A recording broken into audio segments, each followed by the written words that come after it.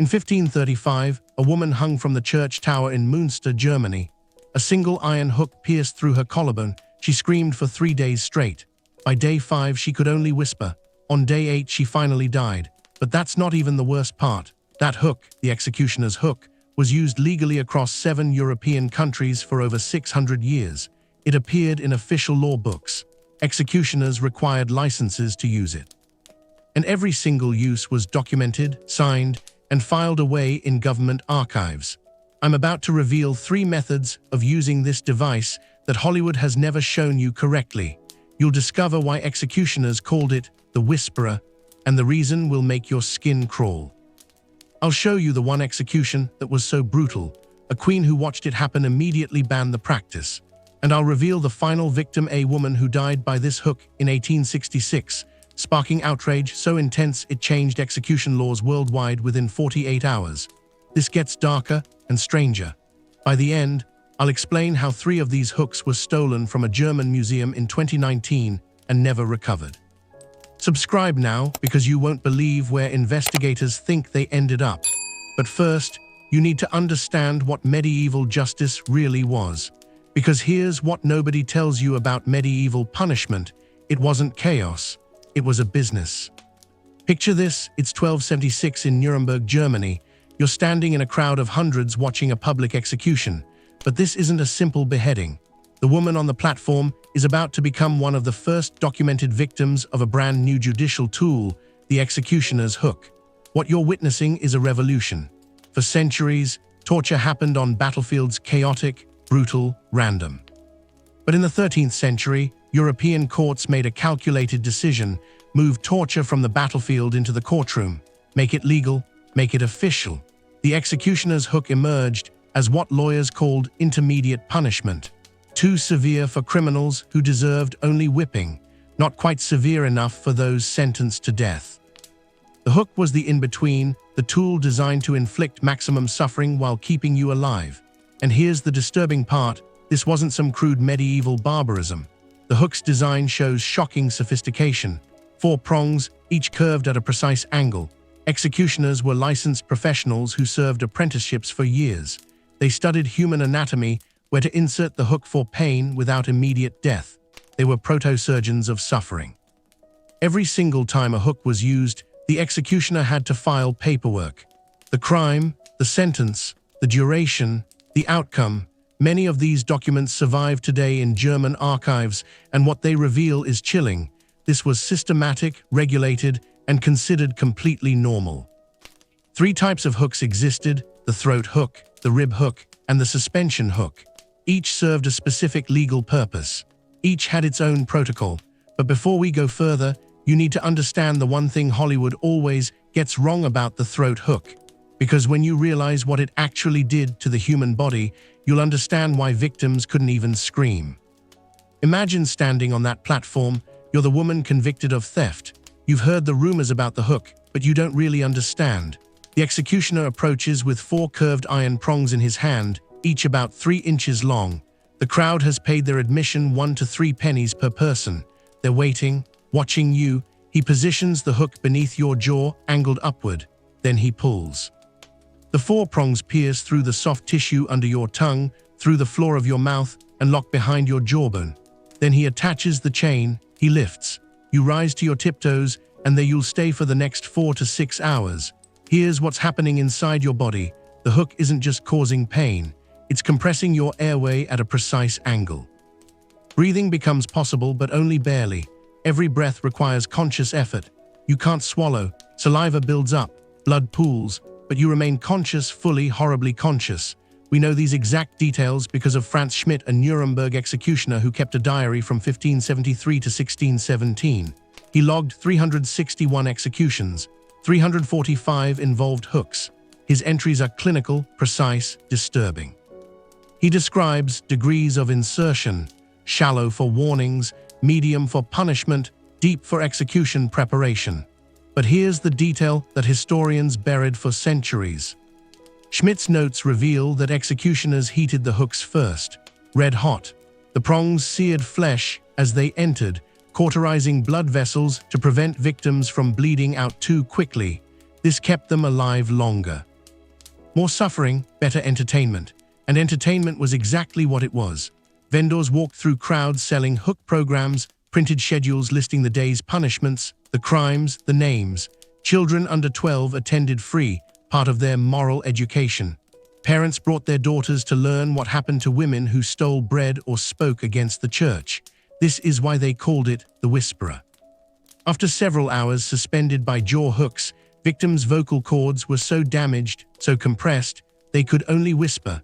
Guards would lean in close to hear final confessions, last words to family members standing in the crowd below. Schmidt recorded one woman who whispered for 47 minutes straight before she died. Her last words, "It teaches nothing." But the throat hook wasn't even the worst one. The method I'm about to show you was so brutal, one queen banned it after watching, but only in her kingdom. The rest of Europe kept using it for another 91 years. Don't click away yet, because what comes next involves 400 women and one queen's diary entry. Bamberg, Germany, the witch trials are in full swing. A woman named Anna Hansen stands accused of causing her neighbor's crops to fail through witchcraft. The evidence, she was seen talking to herself near the fields. The sentence, death by rib hook. Put yourself in her position. The executioner approaches, but this hook is different, longer, sharper. He forces you face down onto a wooden frame. You feel the iron point between your ribs just below your shoulder blade. Then he pushes. The hook slides between your fourth and fifth ribs, angling upward into your chest cavity. It doesn't pierce your lung. Executioners trained for years to avoid that. Death would come too quickly. Instead, the hook lodges against your spine. Then they lift you. You're hanging face down, your entire body weight pulling against that single point of iron embedded in your ribcage. Every breath makes the hook shift. You feel your ribs separating from your spine with each inhale. The pain is beyond description, but you're fully conscious. Death takes 2 to 6 hours. Internal bleeding, slow suffocation under your own weight. Shock, eventually, but for those first hours, you're awake for every second. The Bamberg witch trials lasted from 1626 to 1631. Over 400 victims, 63% died by rib hook. That's 252 women. We have one surviving testimony from a woman whose torture was stopped before death when her accuser recanted. Her description, recorded by court scribes. My ribs peeled away from my spine like fruit skin, pulled from the flesh beneath. Modern medical examiners have studied these accounts. Their conclusion, victims remained conscious for most of the duration. The hook placement avoided major arteries, blood loss was slow. Your brain kept receiving oxygen just long enough to experience everything. But in 1755, everything changed. Maria Theresa of Austria, one of the most powerful women in Europe, decided to witness a rib hook execution. She wanted to understand the justice system she inherited. She brought her personal physician and her confessor. She watched from beginning to end, 6 hours. Her personal diary entry from that night, now preserved in Vienna archives. I have seen hell's machinery. God forgive us. Within 1 week, Maria Theresa banned the rib hook throughout all Habsburg territories, modern-day Austria, Hungary, Czech Republic, parts of Italy and Poland. Her decree cited unconscionable cruelty, unbefitting Christian mercy. But here's what's remarkable. She kept the throat hook legal until 1776. Even this powerful queen, horrified by what she'd witnessed, couldn't bring herself to eliminate all forms of hook punishment. The system was too deeply embedded in law, in culture, in the social order. Meanwhile, in Protestant German states, the rib hook remained perfectly legal. It was used 147 more documented times between 1755 and 1847. Most victims, women accused of adultery, heresy, or infanticide. But the suspension hook story is even more disturbing because it involves a woman whose execution sparked a war, and her body is still on display today. Because what I'm about to reveal was deliberately erased from history books for 200 years. These 3 cages have hung from St. Lambert's Church in Münster, Germany, since 1536. I stood beneath them last year. Tourists walk past them every day. Most don't know what they're looking at. They're looking at the final resting place of 3 Anabaptist rebels, including Hill Faken, one of the only women ever executed by suspension hook, whose name we still know. the Anabaptist rebellion has taken over Münster. A radical religious sect declared the city New Jerusalem.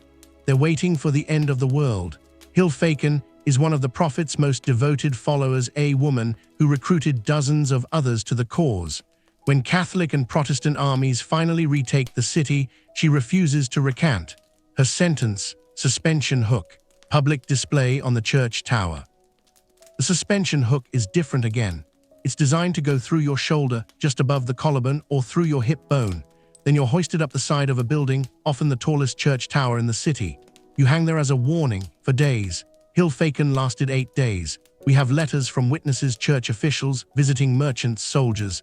They describe crowds of 10,000 people gathering daily to watch her die. On day 3, she was still shouting religious prophecies. By day 5, she could barely whisper. On day 8, she finally stopped moving, but they didn't take her down. Her body remained suspended for another 6 weeks, decomposing, visible from miles away, a warning to anyone who might question church authority. Eventually, her body was placed in one of those iron cages you saw earlier, where her bones remained on display for over 50 years. Protestant leaders across Europe used Hill's execution as propaganda. Pamphlets circulated showing her suffering, calling it Catholic cruelty. It became one of the flashpoints that intensified the religious wars tearing through German states. Her death, this one execution, is directly cited in histories of the 30 Years' War that killed 8 million people. But here's what nobody talks about. Modern surgical retractors, the tools surgeons use every day to hold tissue back during operations, evolved directly from executioners' hook designs. An 1847 German surgical textbook literally labels them modified suspension instruments. The same technology that held Hilfeken suspended on that church tower for 8 days now saves lives in operating rooms worldwide. The human body knowledge that executioners accumulated through centuries of systematic torture became the foundation of modern anatomy. Schmidt's diary, the same one documenting 345 hook executions, was used as a medical reference text in German universities until 1903. Now here's the revelation I promised at the beginning, the last woman to face the executioner's hook, and why her execution in 1866 became the most controversial in European history, even though it didn't happen in Europe at all. Because the final chapter of this story happened in Philadelphia, and it was photographed. This photograph was suppressed for 90 years. When it was finally released in 1956, it reignited national debates about capital punishment. You're looking at the last legal execution by hook in recorded history. June 8, 1866, Philadelphia County Prison. The condemned, Bridget Danan, an Irish immigrant woman convicted of murdering her employer's family during a robbery. Pennsylvania law allowed the warden to select method of execution. He chose an antique German device, imported by the prison as a historical curiosity. He chose the hook. Newspapers reported that over 3,000 people gathered outside the prison walls. Unlike medieval public executions, this one happened in the prison courtyard, but word spread fast. Reporters from 12 newspapers were present. This was the first execution ever photographed. Put yourself in Bridget's position for a moment. You're 34 years old. You've been in America for 6 years, working as a housemaid. Whether you actually committed the murders or not, historians still debate this. You're about to die in a way that hasn't been used in 20 years in Europe. You're walking toward a medieval torture device in an industrial-age American prison. The executioner positions the throat hook beneath your jaw. He's never used one before. He's only read instructions from old German execution manuals. He pulls. The hook tears through flesh, but misses the proper insertion point. You collapse. You're still conscious. You're screaming. He tries again, repositions, pulls harder. The prongs catch, but one breaks off. You're bleeding heavily now. The crowd outside can hear you. Third attempt. 2 hours have passed. Finally, the hook holds. They lift you. You hang for another 40 minutes before you die. The Philadelphia Inquirer called it a mechanical failure of medieval barbarism in the modern age. The Evening Bulletin published a front-page editorial. We have proven ourselves more savage than our ancestors. Public outrage exploded. Women's rights groups, just gaining momentum after the Civil War, seized on Bridget's execution as evidence of institutional cruelty toward women. Within 48 hours, Pennsylvania banned all non-hanging executions, but it went further. The 1868 Treaty of Geneva, which established international laws of warfare, specifically cited Bridget Danin's execution in its prohibition of archaic torch executions. Legal scholars in 7 countries referenced this case when drafting new capital punishment laws. One woman's death, botched, photographed, publicized, ended 600 years of legal hook usage worldwide. In 2003, the actual hook used in Bridget's execution appeared at a private auction in Boston. It sold for $12,000 to an anonymous buyer. Museums refused to bid. The Smithsonian released a statement, "Too disturbing for educational value." Remember that museum heist I mentioned at the start? Here's where this gets truly strange. Medieval Crime Museum, Rothenburg, Germany. 3 executioners' hooks stolen in a sophisticated nighttime break-in. Value historically priceless. The thieves bypassed modern security, took only the hooks, left everything else untouched, never recovered. Police theory, specialized occult collector. The hooks have reportedly appeared in dark web listings for $50,000 each. There's a market, a disturbing underground market, for devices specifically used to kill humans. Franz Schmidt, the executioner who used hooks 345 times over 44 years, ended his diary with one reflection: "The hook teaches nothing. It only satisfies rage." The words of a man who spent his entire adult life inflicting this particular form of suffering. The executioner's hook wasn't an aberration. It wasn't a temporary madness or a single society's cruelty. It was law, it was science, it was entertainment. It was 600 years of Western civilization's systematic approach to human suffering, and it wasn't even particularly controversial for most of that time. It was just normal. In the last 20 years, 14 countries have abolished capital punishment entirely, citing historical barbarity lessons in their reasoning. The executioner's hook appears in unhuman rights training modules as case study number 4, Why Documentation Matters. Because we know exactly how it worked, exactly how many people it killed, exactly how long they suffered. The documentation: we have Schmidt's diary, court records, witness accounts, Maria Theresa's diary, those newspapers reporting on Bridget Danin, prevents us from forgetting, from sanitizing, from pretending this was anything other than what it was. Those cages still hang on that church tower in Münster. Germany could take them down. They've discussed it multiple times. They keep them there deliberately, forcing the city, forcing the country to look up every single day and confront what they did. The hooks are gone, the laws are changed, but the question remains. What does it say about us as humans that we designed this, that we used it for 600 years, that we made it legal, that we brought our children to watch? And here's the question I want you to answer. Should museums display the surviving hooks? Should we force people to confront this physical evidence of what we are capable of? Or does displaying them somehow honor the suffering, turn it into spectacle all over again? Drop your answer in the comments, because I genuinely don't know the right answer to that question. Next week, I'm investigating the Iron Maiden, the famous spike-filled torture device. Except here's the problem: it might never have actually been used. Everything you think you know about it might be Victorian-era fabrication, and the evidence I found in German archives is going to completely upend the standard history. Make sure you're subscribed so you don't miss that investigation.